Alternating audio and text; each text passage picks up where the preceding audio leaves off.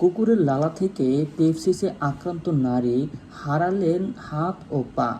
এক হৃদয় বিদারক ঘটনায় কুকুরের লালা থেকে পেপসিসে আক্রান্ত হয়ে এক নারীকে হাত ও পা হারাতে হয়েছে। চিকিৎসকরা জানিয়েছেন, কুকুরের লালায় থাকা বিরল ব্যাকটেরিয়া শরীরে প্রবেশ করে দ্রুত সংক্রমণ ছড়ায়। প্রথমে জ্বর ও শারীরিক দুর্বলতা দেখা দিলেও কয়েক দিনের মধ্যে অবস্থার অবনতি ঘটে। সংক্রমণ নিয়ন্ত্রণে আনতে চিকিৎসকরা জরুরি অস্ত্রোপচার করেন, যার ফলে এই নারীকে হাত ও পা কেটে ফেলতে হয়। বিশেষজ্ঞরা বলেন, পেপসিস একটি মারাত্মক অবস্থা যেখানে শরীরের প্রতিরোধ ব্যবস্থা অতিরিক্ত প্রক্রিয়ায় দেখায় এবং অঙ্গ প্রত্যঙ্গ ব্যর্থ হতে শুরু করে। সময়মতো চিকিৎসা না পেলে এটি প্রাণঘাতী হতে পারে। চিকিৎসকরা সতর্ক করেছেন, পোষা প্রাণীর সঙ্গে ঘনিষ্ঠ সম্পর্কের সময় স্বাস্থ্যবিধি মেনে চলা জরুরি।